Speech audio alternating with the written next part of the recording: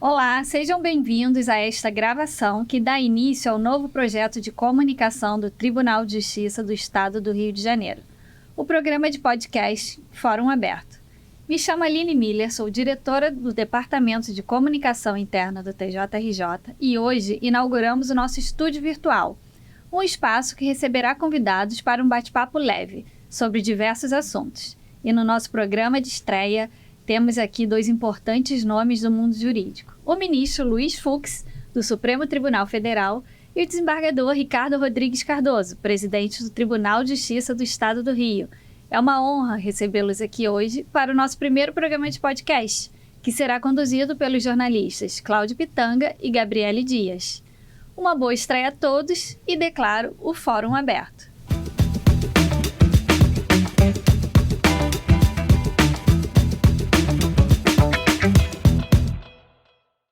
Senhores, muito obrigado pela presença. Sejam bem-vindos ao primeiro episódio do Fórum Aberto, que é o nosso podcast aqui do TJRJ. Como a Aline falou, eu sou o Cláudio. Ela é a Gabriele Dias. E esse aqui é um espaço dedicado ao diálogo. E hoje nós vamos debater algumas questões da atualidade e também falar um pouco sobre a vida e trajetória dos senhores. Carioca, o ministro Luiz Fux é doutor em Direito Processual Civil pela Universidade do Estado do Rio de Janeiro e professor titular de processo civil da mesma instituição. Profissionalmente, iniciou sua carreira na advocacia privada. Foi promotor de justiça e curador de fundações. Em 1982, passou a integrar o quadro de magistrado do TJRJ. Em 2001, quando ocupava o cargo de desembargador, foi nomeado ministro do Superior Tribunal de Justiça. E em 2011, passou a integrar a mais alta corte do país, o Supremo Tribunal Federal, que presidiu entre os anos de 2020 e 2022. Também foi presidente do Tribunal Superior Eleitoral e do Conselho Nacional de Justiça. Apesar da rotina atribulada, é um homem dedicado à família. Tem 4 netos, Patrick, Rafaela, Nicolas e Maria Valentina. Nas horas vagas, toca guitarra e gosta de praticar atividade física. No futebol é torcedor do Fluminense. Sua disciplina e dedicação se refletem também no mundo das artes marciais. Fux é faixa coral em jiu-jitsu, graduação alcançada apenas por um seleto grupo de mestres. Já o desembargador Ricardo Rodrigues Cardoso é natural de Niterói. Formou-se na Faculdade de Direito da UF, atuou como defensor público por 5 anos e no ano de 1988 ingressou na magistratura fluminense. Em 2003 foi promovido a desembargador do TJRJ. Foi presidente da COMAC, a Comissão de Políticas Institucionais para Eficiência Operacional e Qualidade dos Serviços Judiciais. Lecionou em diversas instituições de ensino superior e também na Escola da Magistratura do Estado do Rio de Janeiro, da qual foi diretor-geral entre os anos de 2017 e 2018. Foi corregedor-geral da Justiça no biênio 2021-2022 e atualmente é presidente do TJRJ, posição que, segundo ele, almejou desde seu ingresso na magistratura. Na vida pessoal, o desembargador Ricardo tem interesse na arte da pintura. Algumas telas de sua autoria estão, inclusive, espalhadas pelos corredores do tribunal. No período pandêmico, desenvolveu também o interesse pela culinária, com predileção pelos doces. Passa a maior parte de seu tempo livre com sua amada neta, Maria Luísa, de 4 anos. Agora, sem trocadilhos, essas introduções foram justas? Justas, lógico, tá? Representam a realidade. Bom, após essa retrospectiva, gostaríamos de iniciar a nossa conversa com a seguinte pergunta. Quem eram os senhores quando iniciaram a carreira e quem são os senhores hoje? Bom, eu tenho uma história de vida assim, bastante interessante. Eu, na minha juventude, eu era office boy, que era uma profissão maravilhosa. Trabalhava no escritório e comecei a trabalhar no escritório de advocacia. Aquilo me trouxe certamente o interesse pela profissão. Por outro lado, eu frequentava muito o fórum e assistia a muitos concursos para a magistratura. Então, eu sempre alimentei o desejo para a magistratura. Mas como meu pai era um imigrante romeno, a minha juventude foi um pouco sacrificada, porque ele tinha pouca chance, eu era brasileiro naturalizado ainda. Então, o primeiro concurso que surgiu, eu procurei fazer. Eu era um bom aluno da faculdade, estudei na UEG, Universidade do Estado de Guanabara, que transformou-se em UERJ. E aí o primeiro concurso que eu fiz foi um concurso do Ministério Público. Passei lá 3 anos e depois realizei meu grande sonho, que foi o concurso para a magistratura. Na magistratura, fui bem sucedido no concurso e a minha primeira comarca foi Niterói. E, coincidentemente, no exercício dessa função de juiz na comarca de Niterói, meu defensor público era o doutor Ricardo Cardoso. A minha não é tão interessante, porque como meu pai era magistrado, aquilo, ser magistrado foi uma coisa muito natural, especialmente para quem tinha uma admiração, e tem, né, pelo meu pai. Então eu via nele, eu me espelhava muito na conduta dele, e eu já sabia no primeiro momento que eu queria fazer direito. Nunca tive dúvida quanto a isso. Queria fazer direito e dediquei a minha vida toda para isso. Logo depois, quando eu me entendi mais o que era a magistratura, além do direito, eu também passei a desejar a magistratura, né? Eu acompanhava meu pai, às vezes, no interior, né? Ele era juiz do júri e costumava assistir, às vezes, júri, ele me levava. Isso influenciou muito e assim foi.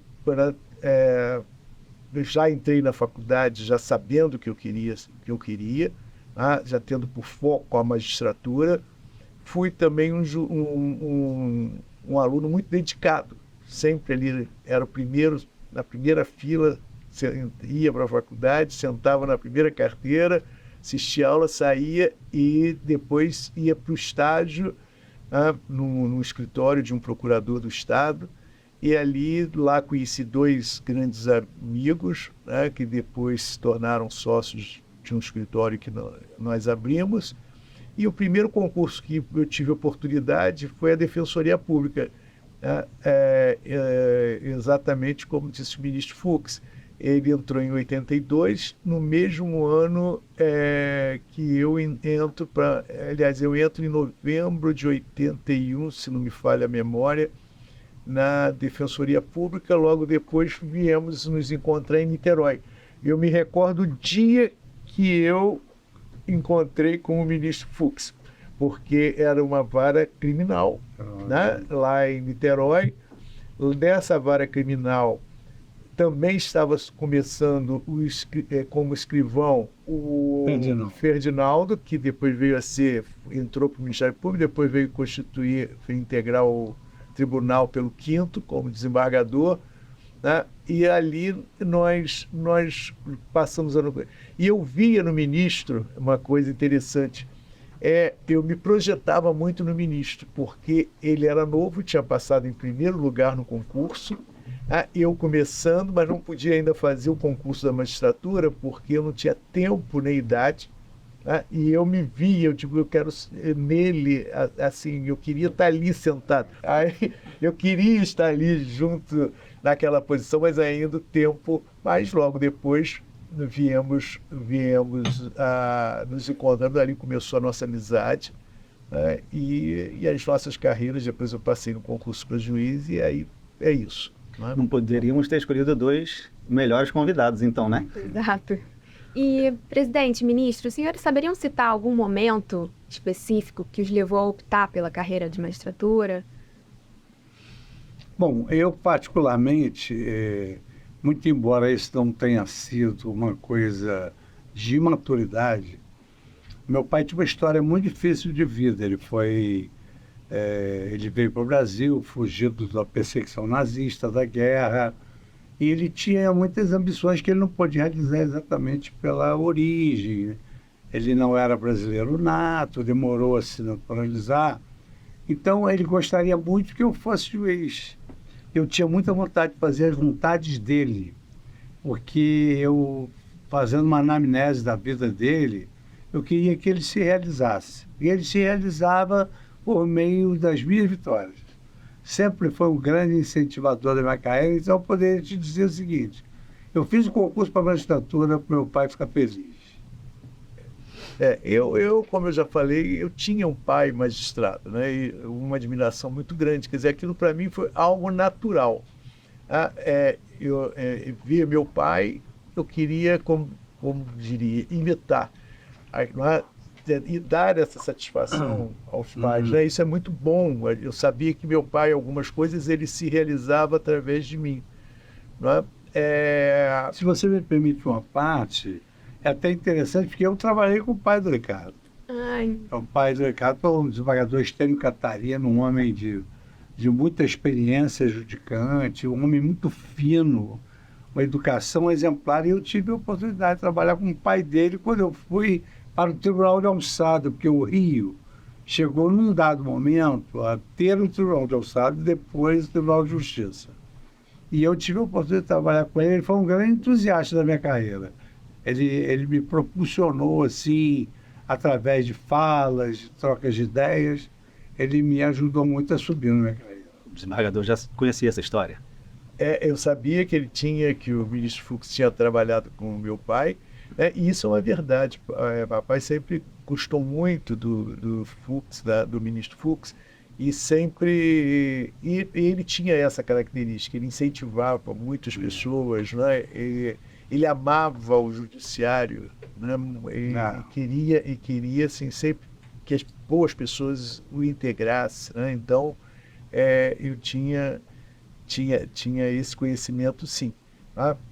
Não sei se o ministro recorda que depois também trabalhamos juntos, aí eu já como juiz no eleitoral. No eleitoral. No eleitoral, anos depois, na época quando as zonas foram desmembradas, isso, né? Foi para a zona de Santa Cruz e Campo Grande. O ministro era titular da maior zona eleitoral que tinha o Rio. Não, é uma segunda maior zona eleitoral da América Latina. É São Gonçalo, não? Zona Oeste, a eleição do presidente Fernando Henrique Cardoso e para prefeito era o Saturnino lá. Não era? Eu acho que sim. E aí foi dividida, porque todas as zonas eleitorais no estado foram divididas e aí o ministro Fux ficou titular vamos dizer assim, da zona mãe. É a Zona Oeste. Né? E aí dali eu peguei uma titularidade de uma das que decorreu, né, daquela zona eleitoral, do Carlos Eduardo Fonseca Passou, e assim foram vários que hoje já são desembargadores.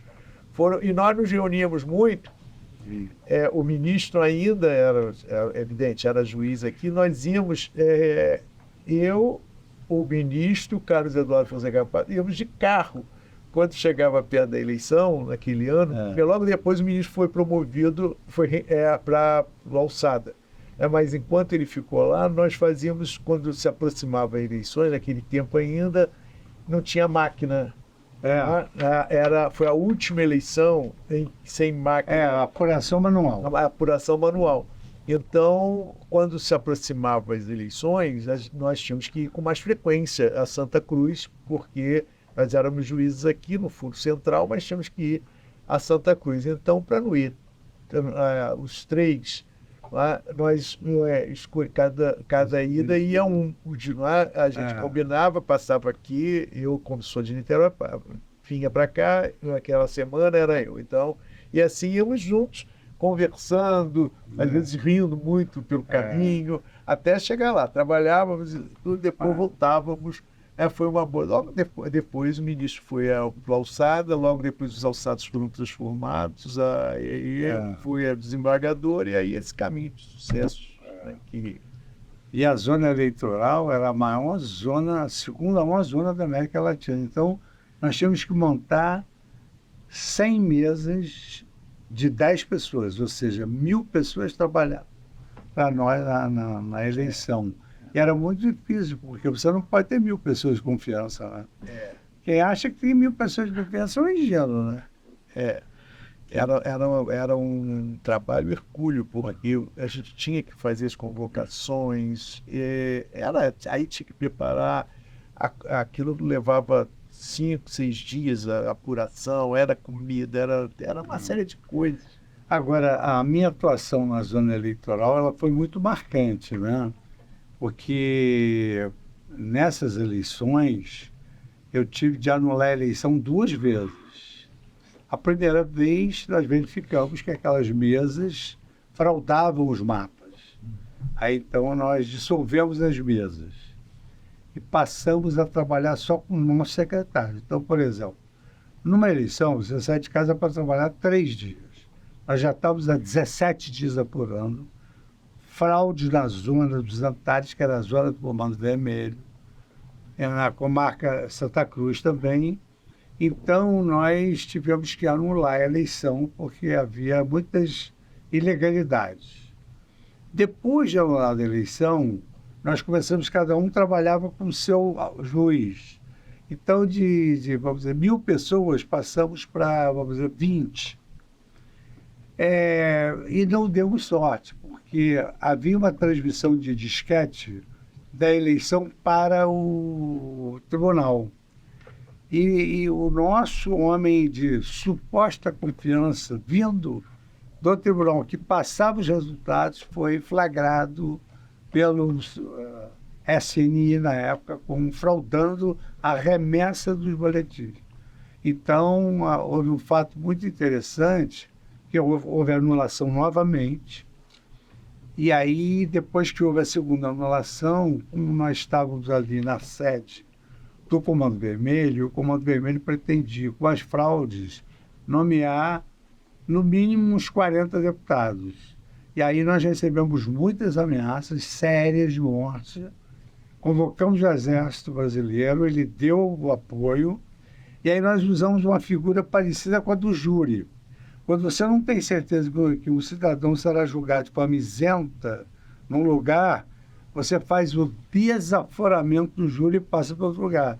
Eu desaforei a apuração das eleições, passei para os galpões do Rio Centro, e os meus escrutinadores passaram a ser todos os alunos da Faculdade de Direito. Então, eu fechei a Faculdade de Direito, com autorização do reitor. Os alunos detestaram a ideia e foram todos ser escrutinadores. Hoje são meus amigos, relembram. Imagino que hoje a história é boa. Mas essa história foi muito boa. E eu passei 6 meses, mesmo depois disso, eu passei 6 meses acompanhado por homens da P2, da Polícia Especial, da Polícia Militar, porque não pararam as ameaças dentro de casa e assim por diante. Em 6 meses. E foi depois disso que houve, então, a divisão E a criação das urnas eletrônicas. Por isso, ministro, que hoje, quando eu ouço falar em segurança, isso é a pior coisa que pode, seria um retrocesso. E seria um retrocesso incalculável. E nós, que fomos juízes eleitorais, nós sabemos que desde aquela época, as urnas absolutamente seguras. As eletrônicas, exatamente. Né? As urnas eletrônicas absolutamente seguras, não se tem notícia de fraude, de nada. Quer dizer, é que esse movimento que houve recente sobre isso, eu vi com uma perplexidade, porque eu digo assim, não acredito, né? Que possam pensar nisso. O Brasil hoje ele exporta essa tecnologia. Então, a coisa muito... Nós passamos por todo esse processo, sabemos o que era, né?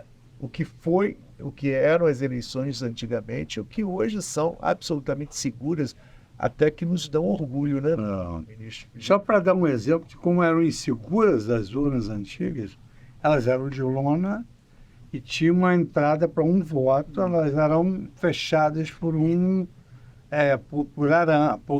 metal. Só para vocês terem uma ideia, as urnas eram desaparafusadas pelos fraudadores, tinham bolos de urna, bolos de voto, bolos, quer dizer, não iam passar para aquela fenda, né? Tinha um bolo assim, eu me lembro do Claudinho Delorto, um colega nosso, que me trouxe um bolo de votos embrulhado no papel jornal. Eu elástico, o que eu faço com isso? Você anula essa urna. Essa urna não serve. Caramba, é impressionante. Bom, continuando um pouco agora nessa retrospectiva, esse saudosismo, tem uma pergunta que a gente queria fazer aqui, porque a gente sabe que os senhores compartilham o mesmo time de futebol, o Fluminense. Somos tricolores. E aí a gente queria saber se a paixão pelo Fluminense, se assistir aos jogos no Maracanã, é algo que faz parte da memória dos senhores.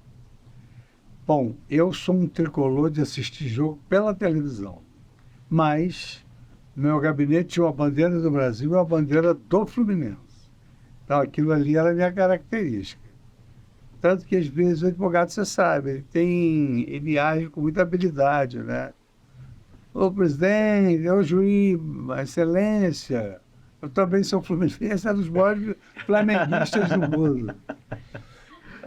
A minha história com futebol não é muito assim, não. Eu sou fluminense, mas não entendo nada de futebol. O que eu me tornei fluminense? Eu conto até o fato. O meu genro, tá, foi o primeiro namorado da minha filha. E começou a namorá-la com uns 17 anos. E ele era um torcedor, sempre foi um torcedor fanático pelo Fluminense. Até então eu era Botafogo, porque o meu avô era Botafogo, então quem era da família tinha que ser Botafogo, mas eu não tinha assim nenhum. Aí eu olhava, meu pai era Fluminense. Ele chegava lá em casa, aquele garoto, né, de 17 anos, aos domingos ligava a televisão e pulava, e eu gostava, como eu gosto até hoje, graças a Deus, eu gostava tanto dele que eu dizia assim, já sei o que eu vou fazer. Eu vou mudar de time, eu vou passar a ser Fluminense, né, para agradar esse rapaz. Você viu o que o pai não faz pelo filho. E aí, como eu não entendia muito, né, não via, eu fazia o seguinte, naquela época ainda era comum se ler o jornal impresso, né, às segundas-feiras, né, eu estava lendo aquilo tudo durante a semana, tudo sobre Fluminense, né, para que eu pudesse discutir com ele alguma coisa, entender. Enquanto eu pude enganá-lo, ele pensar que realmente tinha, o pai da namorada era um fluminense, entendido, eu consegui aí alguns meses. Mas depois ele descobriu, e eu ainda fazia o seguinte, eu mandava o meu motorista dizer que tinha Fluminense fanático, eu dizia assim, agora me conte algumas passagens do jogo na televisão para eu poder dizer a ele. Quem fez o gol? Aí fazia isso, mas logo depois isso não durou muito. Ele descobriu e aí sou Fluminense até hoje. Mas enquanto eu assisto até essa semana agora que teve lá em Brasília, assisti o jogo. Fluminense e Internacional. Assisti. Estou aí vibrando, né? Ganhar lá dentro do Beira-Rio. Um dos melhores jogos desse ano, eu acho. Espetacular. Muito bom. Até eu gostei esse agora, né? Que teve. Agora, só para fazer uma correção, na verdade, eu sou tricolor benemérito, você abre a página do Fluminense, estou lá. Eu frequentei o Maracanã antes da reforma. Aí eu frequentava. Depois da reforma, em razão também da função, perdi muito pouco da privacidade, porque tem que levar um monte de gente junto. Aí eu passei a torcer pela televisão, mas eu tenho uns amigos que a gente manda saudações tricolores a cada gol do Fluminense pelo telefone. Bom, então agora que nós já falamos um pouco da trajetória dos senhores, eu queria falar um pouco sobre o momento atual da justiça. Porque desde que os senhores ingressaram na carreira, muita coisa mudou no Brasil. Os processos físicos passaram a ser eletrônicos, nós tivemos a Constituição de 88, um novo Código Civil, tivemos um Código de Processo Civil, cuja comissão de juristas foi presidida pelo ministro Fux, e hoje em dia nós estamos lidando também com questões tecnológicas, inclusive com o uso de ferramentas de inteligência artificial. Eu queria saber como os senhores enxergam o uso da inteligência artificial no judiciário. Bom, se o Ricardo me permite, eu sou, assim, testemunho da evolução dos julgadores que escreviam as suas decisões com a mão até hoje o advento da inteligência artificial. A inteligência artificial ela parou no judiciário num determinado momento, porque nós ainda não temos, digamos assim, uma cultura que possa assimilar que o conteúdo da decisão judicial seja dado por uma inteligência artificial. Como, por exemplo, os Estados Unidos desenvolveu um formulário que admite hoje sentença condenatória por inteligência artificial, porque 86% dos formulários levaram a um resultado bastante superavitário. Isso é uma coisa nacional ou algum estado? Em alguns estados. Agora, por exemplo, a inteligência artificial, vou dar um exemplo da inteligência artificial, não só o processo eletrônico. O processo eletrônico é uma realidade, a pessoa não precisa nem sair de casa. é o balcão virtual. Agora, a inteligência artificial no Supremo ela é utilizada da seguinte maneira. O Supremo exerce uma jurisdição nacional, né? Os processos que tramitam por todo o Brasil chegam ao Supremo. E muitos processos que chegam ao Supremo são iguais. E muitos processos que chegam ao Supremo não trazem questões constitucionais.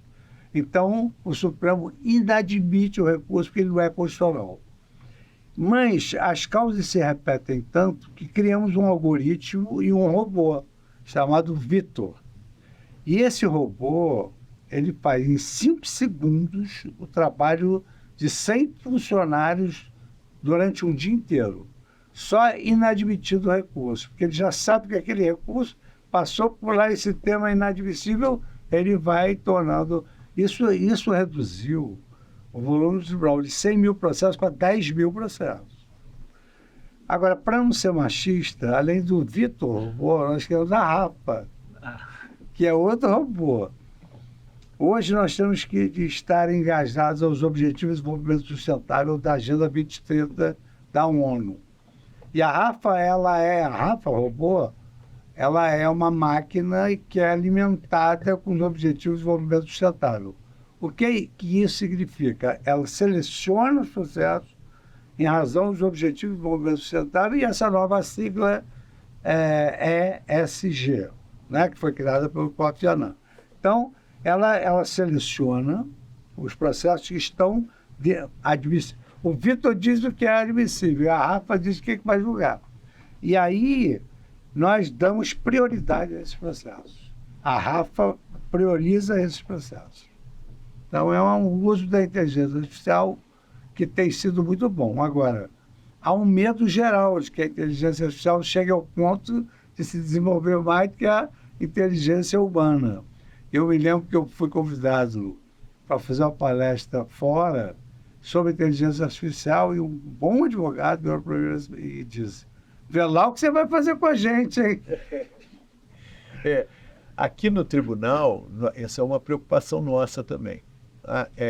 Isso é uma política da atual administração, nós estamos envolvendo o tribunal, estamos aplicando maciçamente em tecnologia. E, ministro, estamos trazendo a inteligência artificial, porque até agora, até a gestão passada, isso não era falado. Nossa área é muito conservadora, não é? Então, mas não há jeito, nós temos que perceber o seguinte: nós estamos num mundo de transição, do analógico para o virtual. Na justiça também, aqui se incide isso, mas de uma forma muito drástica. Os processos já são todos digitais. O que nós temos que fazer agora, no meu modo de ver, é exatamente aplicar esses outros recursos, inclusive de inteligência artificial, para... Então, aqui nós estamos, há mais ou menos um mês atrás, nós já começamos a desenvolver também exatamente uma ferramenta usando inteligência artificial, exatamente para fazer a seleção dos recursos que já são objetos de tema específico, são repetitivos, para que não cheguem nem a serem distribuídos, quer dizer, não seriam nem conhecidos previamente o primeiro vice, o segundo vice, a quem competem esse tipo de exame, já não distribuiria esses recursos. É uma forma de não chegar nem ao gabinete dos desembargadores, e quem não tivesse satisfeito recorreria. Tá? Então, essa é um uso que nós estamos fazendo. Quer dizer, vamos começar ainda a fazer, tá? E, paralelamente, pedimos o desenvolvimento de uma outra ferramenta, aí já é para facilitar a elaboração da sentença ou do acórdão naqueles temas que já são repetitivos. Então, ele seleciona, ele tem uma base em que ele... Um exemplo, por exemplo, matéria de saúde. A área de consumo, que as causas são muito repetitivas, tá? Ele seleciona casos similares e formula já uma base de sentença ou de acordo. Evidentemente, isso não vai dispensar que o julgador não examine para para ver se aquilo realmente corresponde à realidade. Porque dizem que nós vamos usar o GPT, que hoje é o 3, que ele se situa numa base, uma base imensa de dados. Mas, ministro, já fui informado, e aí a Microsoft está fechando conosco, já para o GPT-4, eles estão desenvolvendo um outro tipo de inteligência. É esse que, aí, como se diz vulgarmente, que mora o perigo, que eles chamam de inteligência generativa, que é uma inteligência muito próxima à nossa, e que essa base é muito maior, muito mais rápida, e que vai permitir que a inteligência artificial ela desenvolva um pensamento muito próximo ao nosso. Mas isso, no meu modo de ver, ainda assim não dispensa o julgador, que sempre vai ter que dar a última palavra. E em alguns casos, eu acho que nem com toda essa inteligência vai ser possível dispensar o julgador, que é aqueles casos sensíveis, especialmente nas áreas de infância, juventude, família. Mas é um mundo que nós temos que nos habituar a viver. Eu digo, ministro, que os próprios julgadores, os poderes judiciários dos estados vão ter que se preparar para uma situação absolutamente diferente de que hoje. Eu vejo assim que muito proximamente nós não vamos ter mais comarcas no molde que a gente está, varas, nem nada, porque em sendo tudo digital, nós podemos, o juiz daqui pode estar julgando processo de campo, de Friburgo. Então, os núcleos, nós vamos ter que imaginar um outro sistema que não retire o julgador da sua comarca totalmente, porque é importante que, especialmente no interior, haja a presença de um juiz, mas que a gente também veja de uma outra forma. E aí eu me lembro muito que na sua gestão a criação dos núcleos 4.0, né, que nós aqui estamos adotando com um perfil um pouquinho diferente, exatamente já nesse primeiro passo para entrar nessa outra área. Quer dizer, o problema pode estar residindo na concorrência. Google, Microsoft, qualquer outra empresa que desenvolve pode querer fazer algo melhor e aí isso se tornar o perigo que todo mundo acha. Tem que avaliar, porque eles fornecem assim, eles vão simplificar. Então tudo já vai chegar mastigado para o juiz. O caso é esse, o tribunal tem julgado assim, o banco de dados da jurisprudência é esse. Agora julga. Mas como a Constituição Federal obriga o juiz a motivar as decisões, então isso é um ato personalíssimo. Eu ouvi uma frase no pessoal do Vale do Silício lá dizendo que o problema não é a máquina começar a pensar igual ao humano. O problema é quando o humano começar a pensar igual à máquina. Aí é que eu acho que... Olha, infelizmente a gente já está caminhando para o encerramento. A gente já foi informado que estamos em cima da hora. Vou pedir para a Gabriela, então, conduzir as perguntas finais para os senhores. Bom, eu acho que é algo interessante. Imagino que alguns dos nossos ouvintes sejam estudantes de direito que estão pensando ou que sonham em seguir carreira na magistratura. E eu queria saber dos senhores que conselho os senhores dariam para esses estudantes. Bom, eu sou mais velho que o Ricardo, bastante mais velho. E eu não quero dizer que o ministro do Supremo... Não, mas eu posso dizer. Não fala a verdade. Não, eu posso muito eu posso dizer. Então, na minha vida, eu fiz vários concursos. Eu acho que é muito importante o estudante de direito, desde a época da faculdade, desde o período da faculdade, já começar a se preparar para fazer um concurso. Ele procurar conhecer os editais, os concursos, as matérias que são mais solicitadas e já sair da faculdade com um bom handicap para fazer um concurso público. Eu acho que o segredo é disciplina e estudo, sem prejuízo de saber que o estudo é uma partícula da nossa vida. Ele precisa viver também. Eu diria, o ministro tem toda a razão, primeiro o estudo, né? E muita disciplina. Eu costumo dizer, talvez mais importante do que passar horas sobre o livro, é ter a disciplina, saber se conduzir, né, conduzir o seu estudo. Então, isso é importantíssimo. Mas eu acrescentaria mais alguma coisa. Algumas profissões que nós não conseguimos, não podemos dizer assim, olha, eu não sou, agora é o meu fim de semana, eu não exerço a minha profissão no fim de semana. Um médico, por exemplo, aonde ele estiver, ele é médico, aonde ele estiver vai ser solicitado. O juiz é a mesma coisa. Ele é juiz 24 horas, é magistrado 24 horas. E a sociedade o vê assim. Então, o jovem que hoje quer ser juiz, além de estudar muito, ele tem que ter uma consciência muito plena de que a sociedade lhe cobrará postura, uma independência, honestidade, correção, ética, que ele está comprometido. Isso envolve a família também, né? Porque existem várias formas de cobrança. Eu me recordo, por exemplo, eu era conhecido como filho do juiz. Isso é uma forma de cobrança, né? Que depois, ao me tornar juiz, era a mulher do juiz, o filho do juiz. Outro dia eu descobri que eu ia na casa do meu filho, né, e alguém pensava que ali era a casa do desembargador, porque viu o carro parado. Você está sendo observado o tempo todo. E por estar sendo observado, nem todos estão preparados para isso. Então, isso é importante ao jovem, ao decidir, eu quero ser juiz, ele entender que ele vai ter essa cobrança e ele tem que estar preparado para isso, além do muito estudo. Por isso, ministro, eu defendo que essas carreiras, essas chamadas carreiras de Estado, elas têm que ter uma visão diferenciada. Não é que nós sejamos melhores, nada. Ninguém está dizendo isso.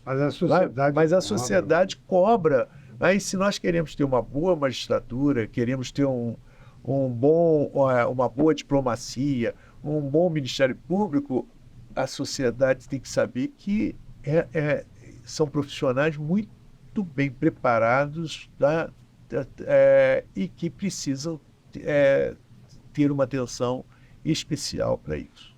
Eu preciso dar mais uma última dica para os estudantes, que é o seguinte: é muito importante que eles tenham visão de que tudo que eles fizerem, eventualmente, equivocadamente agora, vai refletir na hora do concurso.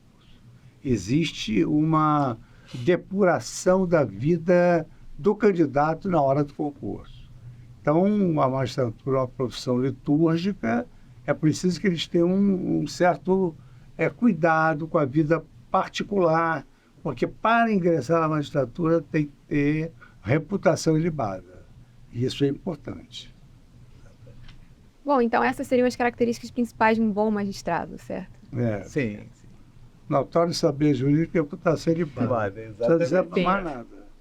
Não é? Então, acho que chegamos ao fim, né? Chegamos ao fim? Então, a gente gostaria de agradecer mais uma vez a presença dos senhores. Alguma última consideração que gostariam de fazer? Não, mas eu acho Alguma que é coisa que a muito gente não importante essa estratégia do podcast, porque se leva numa linguagem fácil, essa garotada, né? As expectativas de uma carreira que eles podem almejar, né? E não há nada mais importante. Eu me lembro de uma passagem do Rui Barbosa, na oração Os Moços, que ele dizia que a fala garotada, a mocidade, vem na ordem da sacralidade das palavras, vem apenas abaixo da oração. Exato. É uma oportunidade muito boa aqui para nós, no tribunal. A gente está, primeiro, receber o ministro, né, aqui no nosso, inaugurando esse programa. Sou filho da casa. O ministro é filho daqui. Né? É isso mesmo. Né? Daqui que ele partiu para outros voos. Mas é importante, isso também põe o judiciário muito próximo, quando a gente conversa assim, quase que informalmente, no linguajar simples, põe o judiciário, desmistifica a justiça, né? A gente passa a mensagem, mas torna, passa essa ideia, olha, dá para conversar, dá para trocar ideias, né? Eles não são tão distantes assim, como a gente pensava, né? Isso é muito bom. Bom, então esse foi o primeiro episódio do Fórum Aberto, um produto do TJRJ. Gabi, onde que as pessoas podem encontrar a gente? Se você gostou desse episódio, inscreva-se no nosso canal no Spotify ou no YouTube. Nós também estamos presentes no site do TJRJ, www.tjrj.jus.br. Até a próxima!